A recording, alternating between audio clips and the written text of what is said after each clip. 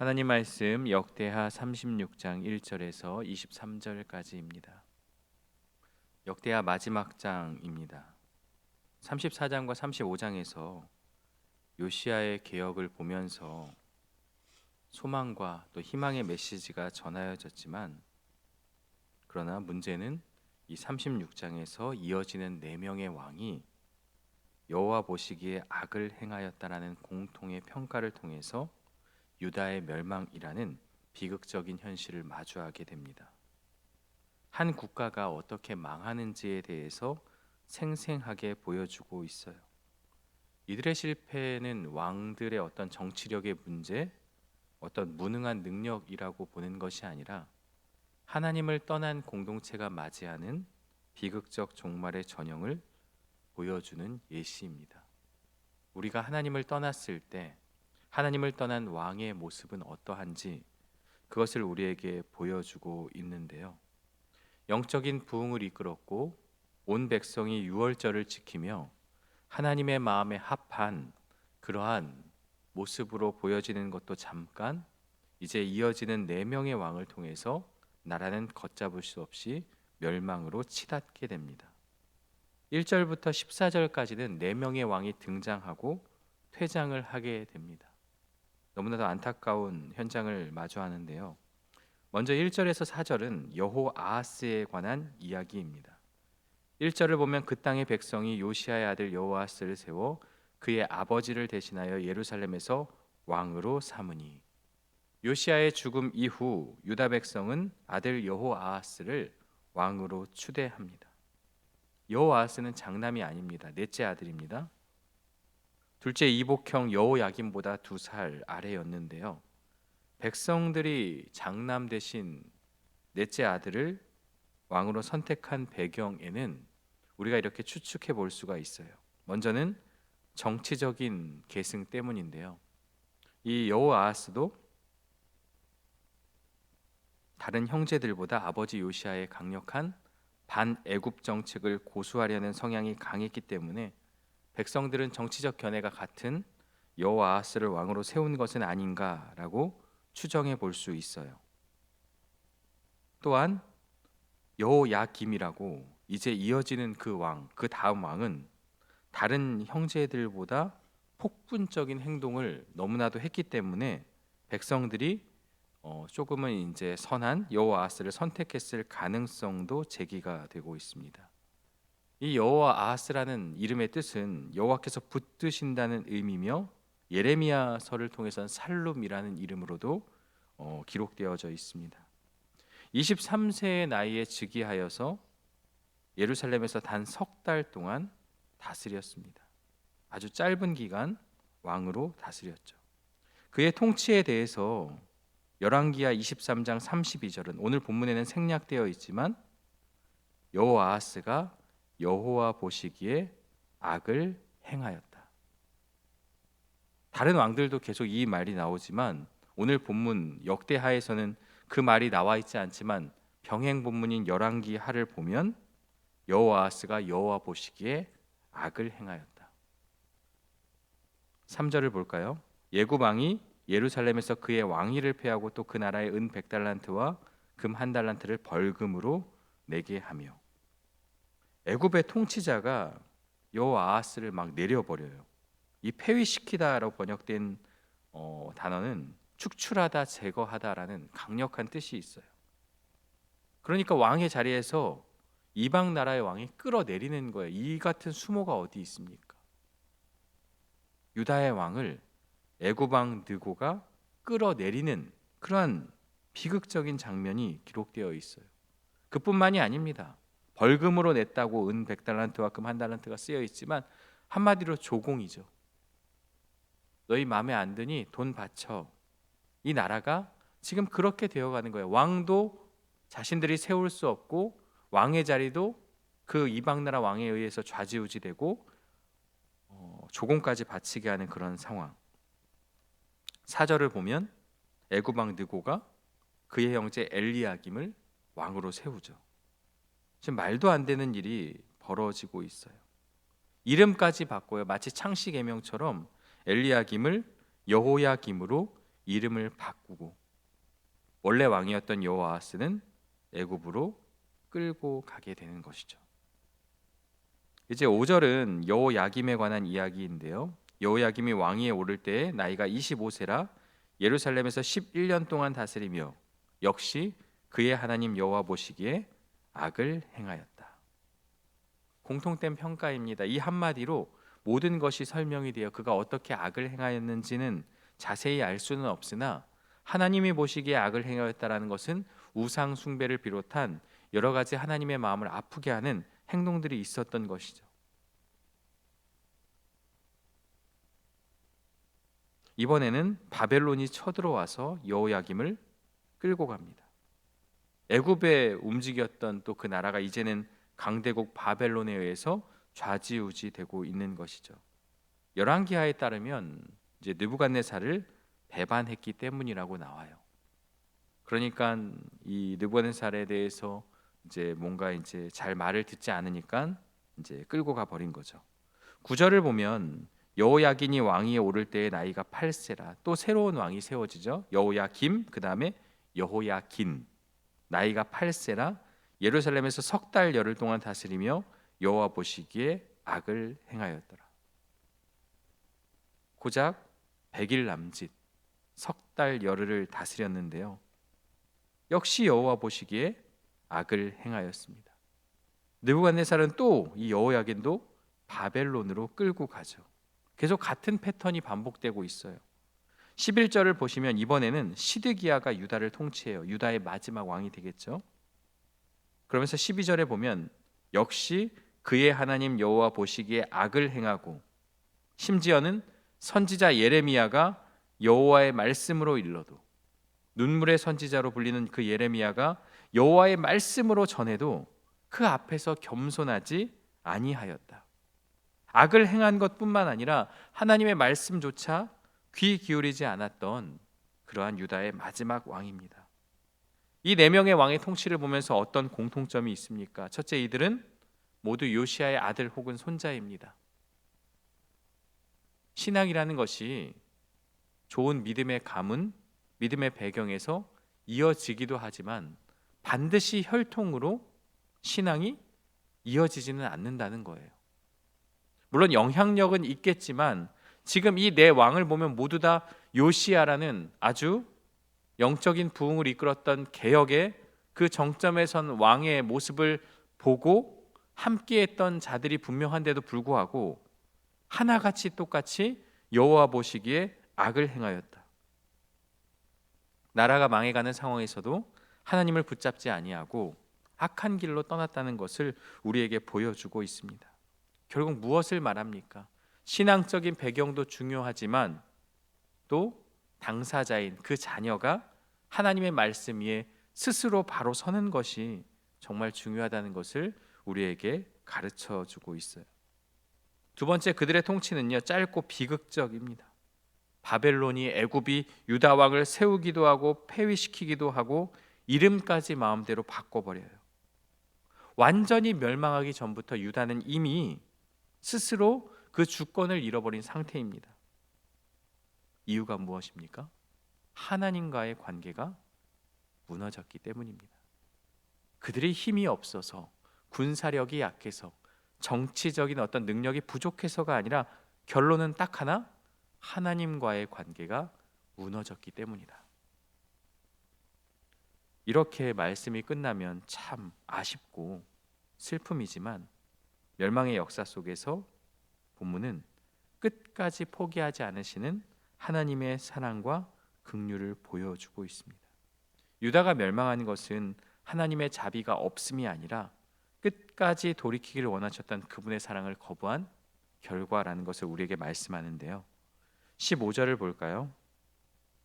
그 조상들의 하나님 여호와께서 그의 백성과 그 거하시는 곳을 아끼사 부지런히 그의 사신들을 그 백성에게 보내어 이르셨으나, 하나님께서 그의 백성을 아끼셨다고 말씀합니다. 지금 절망의 순간에 와 있지만 이 아끼사라는 것은 긍휼히 여기셨다는 뜻으로 못난 자녀고 말을 듣지 않고 죄를 지은 자녀지만 부모의 마음은 어때요? 자녀가 망하기를 원치 않고 끝까지 품고 돌아오기를 바라는 그러한 마음이 부모에게 있는 것처럼 끝까지 품으시는 하나님의 마음, 바로 그것이 부지런히 사신들을 보내셨다는 거예요. 돌이키도록 말씀을 통해서 가르치고 깨닫게 하고 돌아오기를 원하셨지만, 마치 하나님은 내가 한두 번만 얘기했느냐, 그렇게 살면 망한다, 제발 돌아와라 돌아와라, 예레미야를 비롯한 수많은 선지자를 통해서 끊임없이 반복적으로 끈질기게 돌이키기를 원하셨지만, 그러나 그들은 귀를 닫고 듣지 않았습니다. 그럼에도 하나님은 자기 백성들을 향해서 인내하고 열심으로 돌아오기를 바라셨던 거죠. 그들의 반응이 어떻습니까? 16절이죠. 그의 백성이 하나님의 사신들을 비웃고 그의 말씀을 멸시하며 그의 선지자를 욕하여 여호와의 진노를 그의 백성에게 미치게 하여 회복할 수 없게 하였으므로. 비웃고 멸시하고 욕하여 스스로 마음을 닫아버렸습니다. 하나님의 자비가 부족함이 아니라 인간의 완악한 마음이 초래한 비극을 보게 되는 거죠. 하나님의 오래 참으심에도 불구하고 돌이키지 않을 때 남는 것은 심판뿐이다라는 거예요. 심판은 철저했고 말씀은 성취되었습니다. 17절부터 21절까지 우리가 보면 너무나도 잔인하고 잔혹한 심판이 기록되어 있어요. 남녀노소를 가리지 않는 학살, 불타버린 성전, 약탈당한 보물은 하나님의 영광이 떠난 모습을 보여주고 있어요.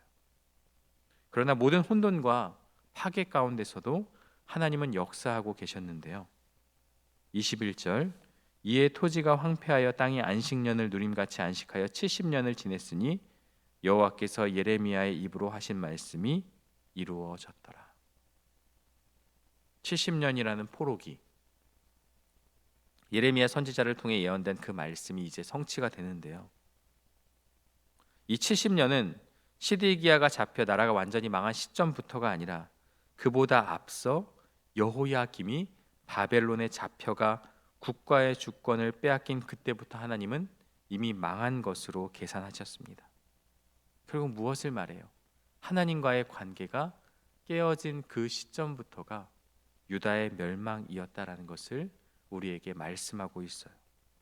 그리고 마침내 그들이 다 멸망하고 죄악된 길로 간 그 심판의 모습을 마주했지만 그 절망의 끝에서 희망이 선포되고 있습니다. 사실 오늘 본문의 핵심은 22절과 23절이죠. 누구도 예상하지 못했던 반전이 이루어지는데요.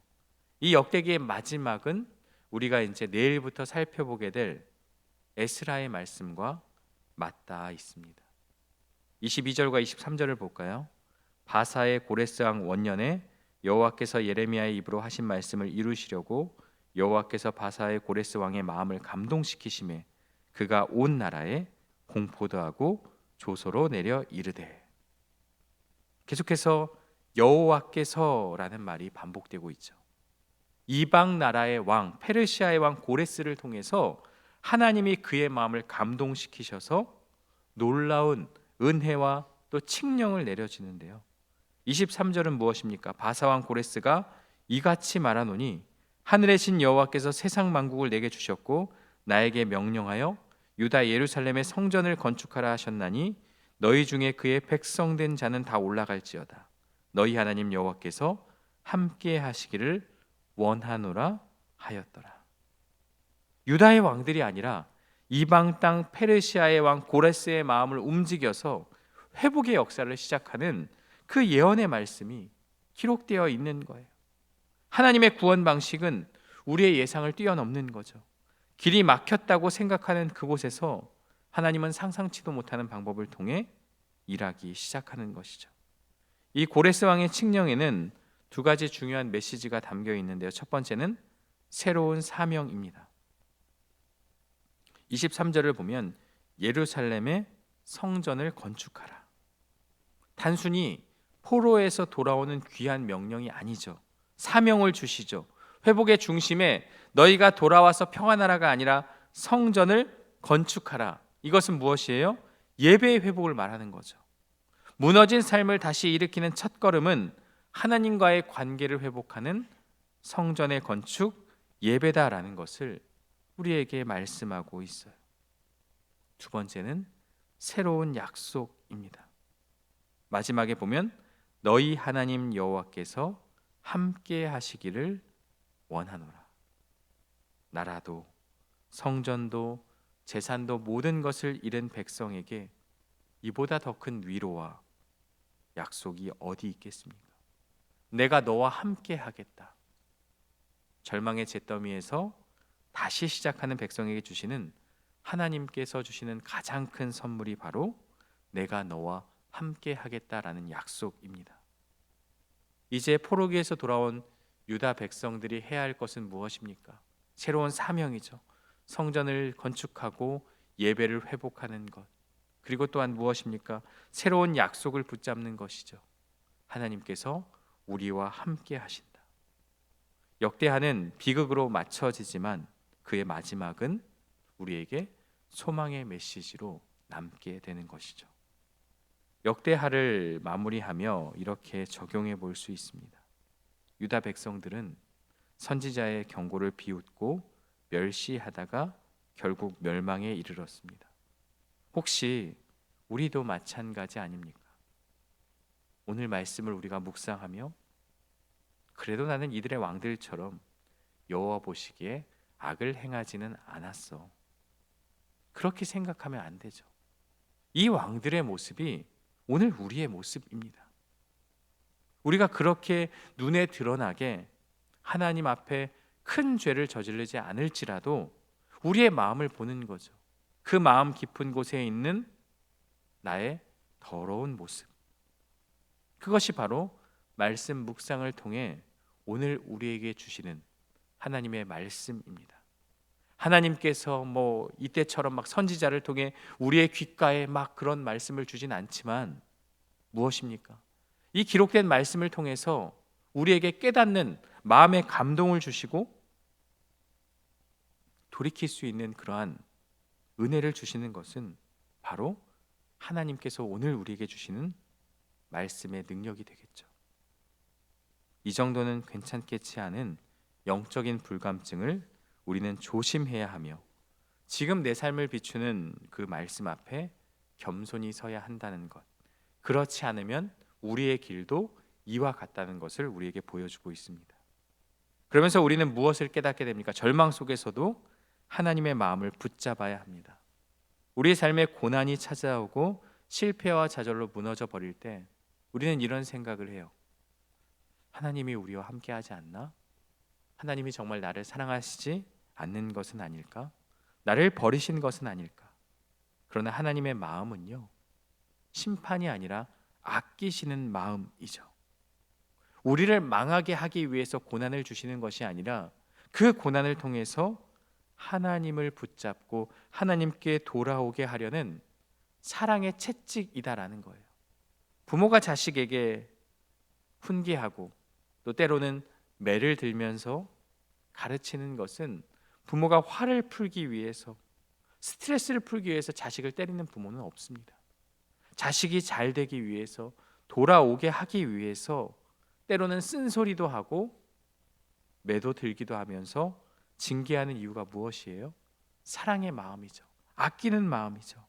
돌아오게 만들려는 하나님의 마음. 인생의 어려운 시간을 혹시 지나가고 있다면 그 고난 속에서도 나를 아끼시는 하나님 아버지의 마음을 우리는 붙들어야 하는 것입니다. 오늘 말씀을 보면 하나님은 이방왕 고레스를 사용해서 구원의 길을 열어주셨습니다. 마찬가지로 우리의 고난과 어려움의 현실 앞에서 하나님은 예상치 못한 방법을 통해 회복의 역사를 시작할 수 있습니다. 그러나 기억해야 할 중요한 사실이 있죠. 오늘 말씀처럼 회복은 그저 앉아서 기다리는 것이 아니라 고레스의 칙령 가운데는 올라갈지어다라는 사명이 함께 주어졌습니다. 말씀을 붙잡고 순종하고 일어나는 자에게 주어지는 회복의 역사라는 거죠. 우리는 그 자리에서 주저앉거나 절망할 필요가 없습니다. 너희 하나님 여호와께서 함께 하시기를 원하노라는 그 약속의 말씀을 붙들고 믿음으로 일어나는 그러한 결단이 우리 안에 있어야 할 줄 믿습니다. 하나님께서 다시 일으켜 주실 것을 믿고 말씀에 순종할 때 회복의 역사를 이루시는 하나님을 경험하게 될 것입니다. 저와 여러분이 이러한 은혜를 경험하며 나아가는 그러한 복된 삶이 되시기를 주님의 이름으로 간절히 축원합니다. 함께 기도하겠습니다. 하나님 아버지, 역대하의 말씀을 통해 우리에게 깨달음을 주심에 감사합니다. 유다의 왕들의 모습을 통해서 오늘 우리의 모습을 보게 됩니다. 끊임없이 말씀 묵상을 통해 하나님의 뜻을 알고 있지만 여전히 하나님의 마음을 아프게 하고 돌이키지 않고 회개하지 않고 말씀에 떠나 하나님의 마음을 아프게 한 모습이 우리에게 있지 않은지 돌아보게 하여 주옵소서. 그럼에도 우리를 사랑하시어 우리 안을 함께하겠다 말씀하시며 때로는 고난과 연단을 통해 우리가 돌이킬 수 있도록 은혜를 주심에 감사합니다. 우리를 미워하거나 우리를 핍박하기 위함이 아닌 돌이킬 수 있도록 베풀어 주시는 하나님의 은혜임을 기억하고 내가 서 있는 자리에서 환난과 어려움이 찾아올 때마다 함께 하시고 끝까지 우리를 붙잡아 주시는 그 하나님을 붙잡고 잘 견디어 믿음이 더욱더 견고해지는 시간이 될 수 있도록 인도하여 주옵소서. 예상치 못한 방법으로 역사하시는 그 하나님의 은혜를 기억하며 오늘 우리의 삶 속에서 어떻게 역사하실지 기대하는 마음을 갖게 하여 주시고 모든 것이 합력하여 선을 이루시고 모든 것이 하나님의 뜻 가운데 있음을 인정하고 그 믿음 가지고 그 믿음 붙잡고 살아가는 우리들의 모습이 될 수 있도록 인도하여 주옵소서. 예수님의 이름으로 기도드리옵나이다. 아멘.